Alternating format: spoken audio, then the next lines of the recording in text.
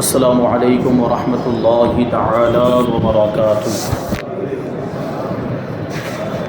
نحمده ونصلي ونسلم على رسوله الكريم اما بعد فاعوذ باللہ من الشیطان الرجیم بسم اللہ الرحمن الرحیم ان اللہ وملائکته یصلون علی النبی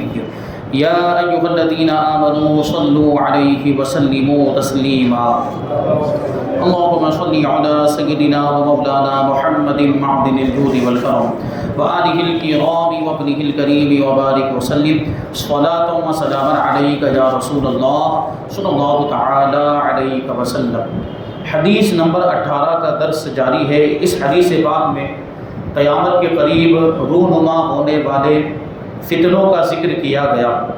اور یہ فرمایا گیا کہ اس زمانے میں دین بچانا بہت مشکل ہو جائے گا۔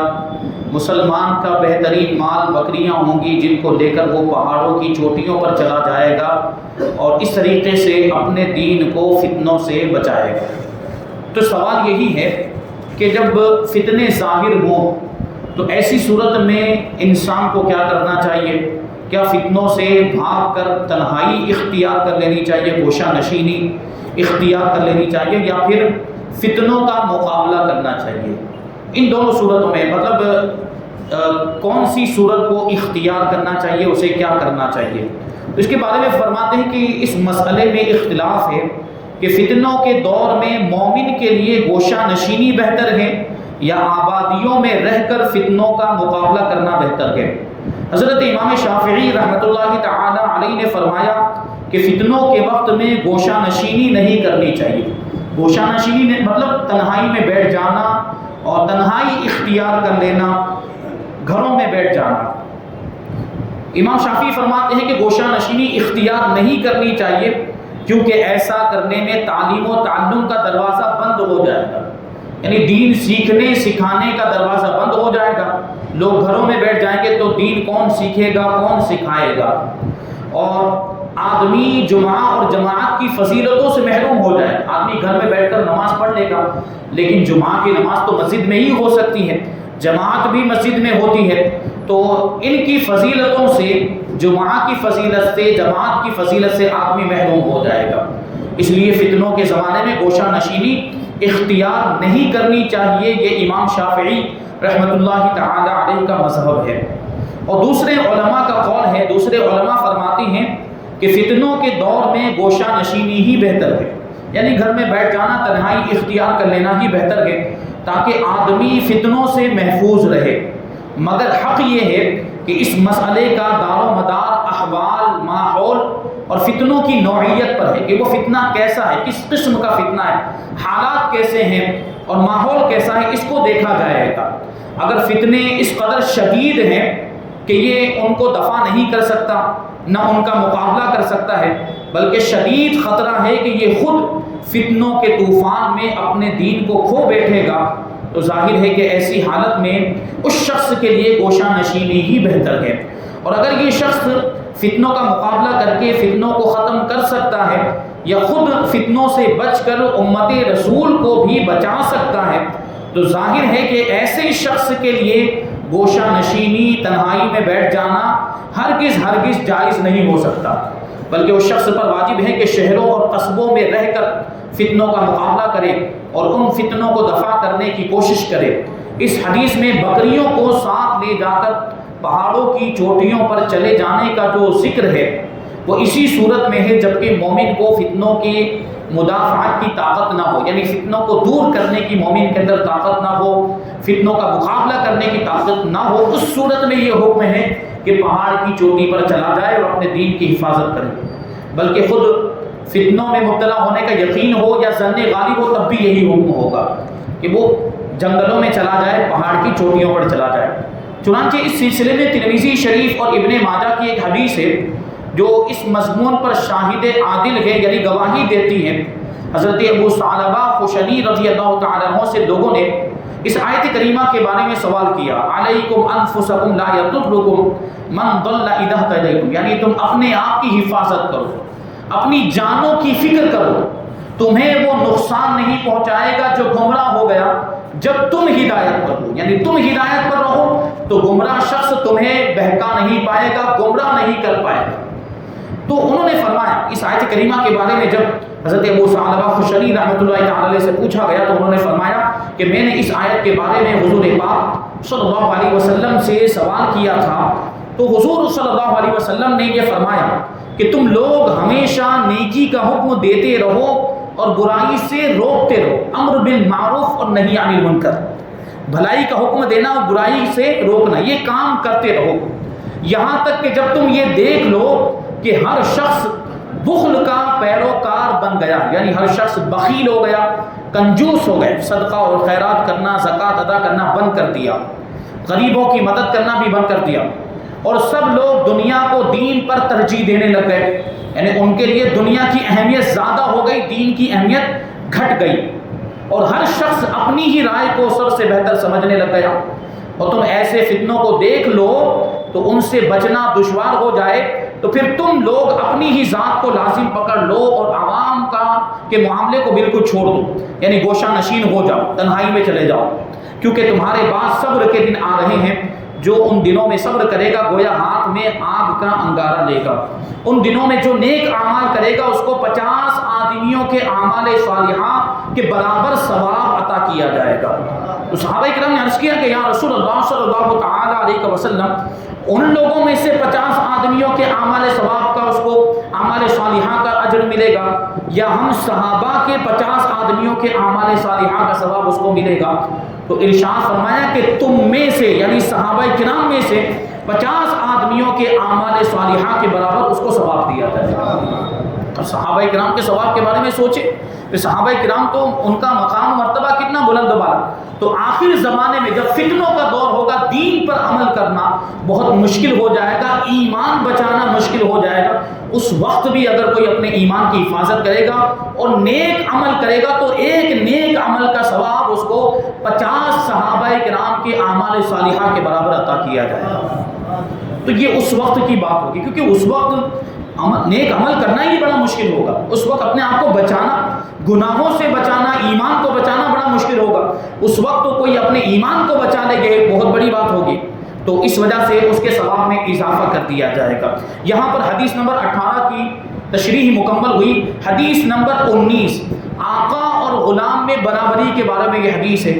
آقا اور غلام ایک ہی لباس میں، کس کا واقعہ ہے؟ سماعت کیجئے۔ عن المعرور قال لقيت ابا ذر بالربذة وعليه حلة وعلى غلامه حلة فسألته عن ذلك فقال إني ساببت رجلا فعيرته بأمه فقال للنبي صلى الله عليه وسلم يا أبا ذر أعيرته بأمه إنك امرؤ فيك جاهلية إخوانكم خولكم جعلهم الله تحت أيديكم فمن كان أخوه تحت يده فَلْيُطْعِمْهُ مِمَّا يَأْكُلُ وَلْيُلْبِسْهُ مِمَّا يَلْبَسُ وَلَا تُكَلِّفُوهُمْ مَا يَغْلِبُهُمْ فَإِنْ كَلَّفْتُمُوهُمْ فَأَعِينُوهُمْ۔ حضرت معرور سے روایت ہے، انہوں نے کہا کہ میں نے حضرت ابو ذر غفاری رضی اللہ تعالی عنہ سے ربضہ میں ملاقات کی۔ ربضہ ایک جگہ کا نام ہے۔ وہ اور ان کا غلام ایک ہی جیسا جوڑا پہنے ہوئے تھے، یعنی حضرت ابو ذر غفاری رضی اللہ تعالی عنہ اور ان کا غلام ایک ہی جیسا لباس پہنے ہوئے تھے۔ تو میں نے اس کے بارے میں ان سے سوال کیا تو حضرت ابو ذر رضی اللہ تعالی عنہ نے فرمایا کہ میں نے ایک شخص سے گالی گلوچ کی، یعنی ایک شخص کو برا بھلا کہا اور اس کی ماں کی طرف نسبت کرتے ہوئے میں نے اس کی برائی کی۔ تو حضور پاک صلی اللہ علیہ وسلم نے مجھ سے فرمایا کہ اے ابو ذر، تم نے اس کی ماں کو گالی دی، تم نے اس کی ماں کی طرف نسبت کرتے ہوئے اس کو برا بھلا کہا، تم ایسے آدمی ہو کہ تمہارے اندر جاہلیت کی خصلت موجود ہے،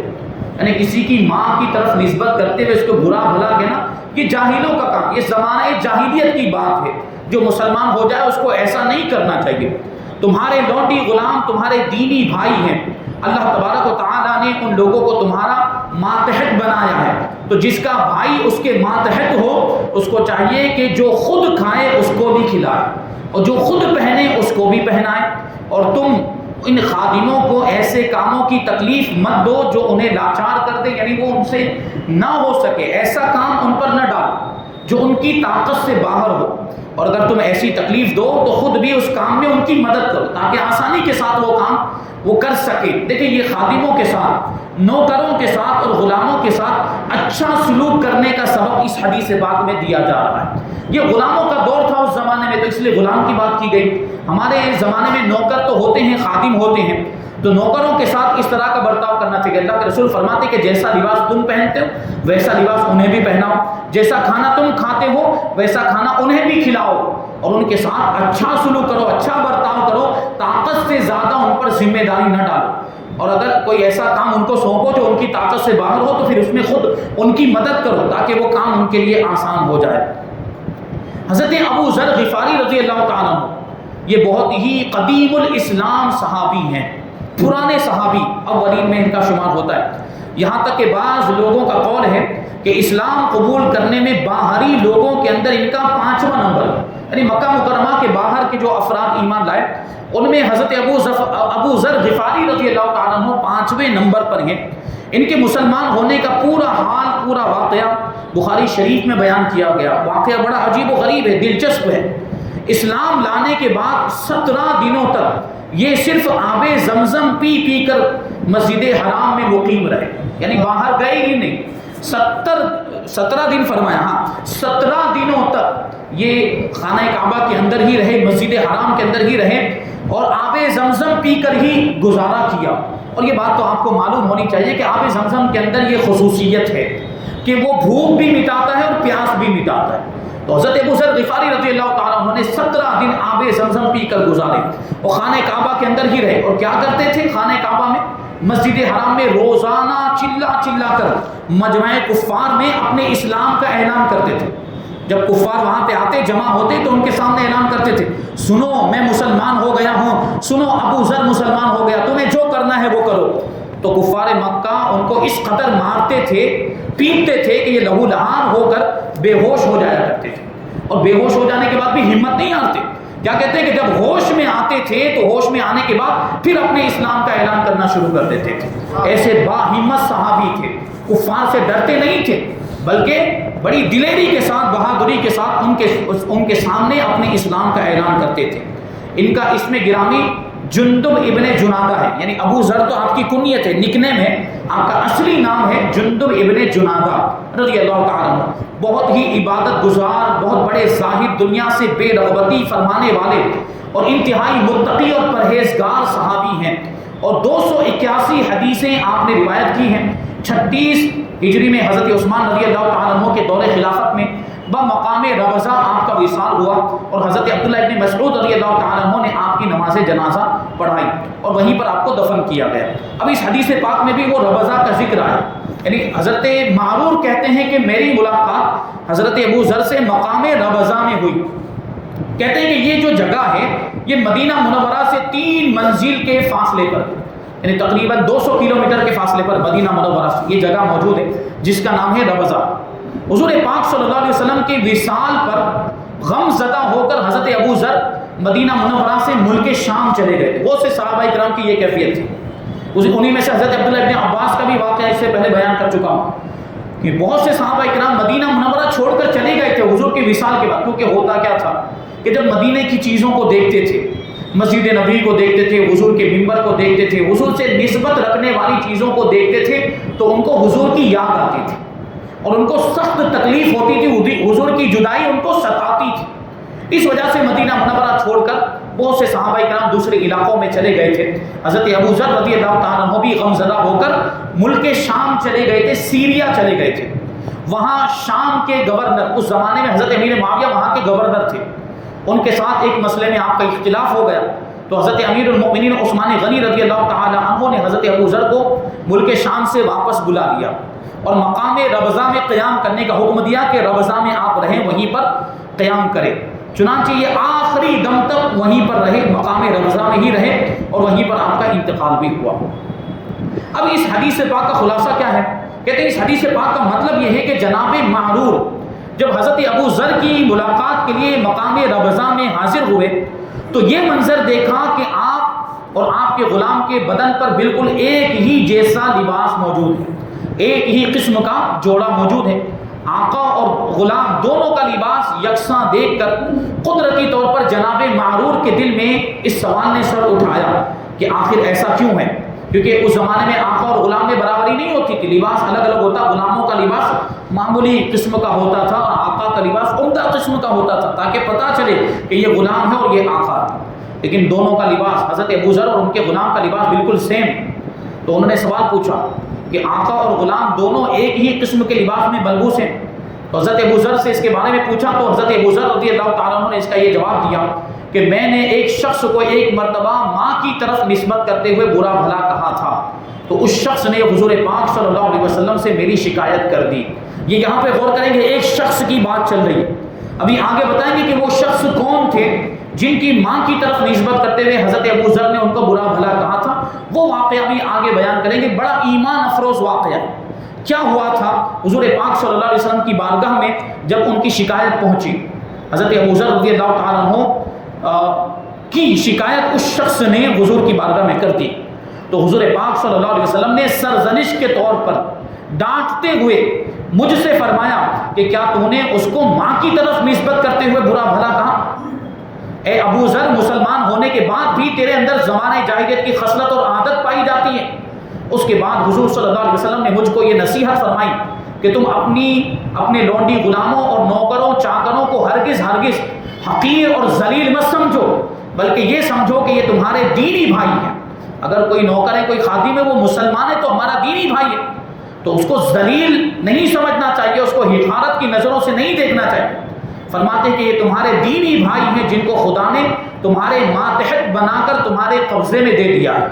لہٰذا اگر تمہارا کوئی دینی بھائی تمہارا ماتحت اور تمہارا غلام ہو تو اس کے ساتھ برادرانہ سلوک کرو، یعنی بھائی جیسا برتاؤ کرو، جیسا سلوک اپنے بھائی کے ساتھ کرتے ہو ویسا ہی اپنے نوکر چاکر اپنے خادموں کے ساتھ کرو، یہاں تک کہ جو تم خود کھاتے ہو وہی اس کو بھی کھلاؤ، جو تم خود پہنتے ہو وہی اس کو بھی پہناؤ، اور ان لوگوں سے ان کی طاقت سے زیادہ مشقت والا کام نہ کراؤ، اور اگر کوئی مشقت والا کام ان لوگوں کے سپرد کرو تو تم خود بھی ان کی مدد کرو اس کام میں۔ اس لیے میں نے حضور پاک صلی اللہ علیہ وسلم کی نصیحت پر عمل کرتے ہوئے اپنا یہ دستور، اپنا یہ طریقہ بنا لیا ہے کہ میں جو کھاتا ہوں وہ اپنے غلام کو بھی کھلاتا ہوں، اور جس قسم کا کپڑا میں پہنتا ہوں وہ اسی قسم کا کپڑا اور جوڑا اپنے غلام کو بھی پہناتا ہوں۔ یہی وجہ ہے کہ تم میرا اور میرے غلام کا لباس ایک جیسا دیکھ رہے ہو۔ یہ دیکھیں، اسلام برابری کا حکم دیتا ہے، اور یہاں پہ غور کرنے کی ضرورت ہے کہ حضرت ابوذر غفاری رضی اللہ تعالیٰ عنہ کیسے جلیل القدر صحابی ہیں۔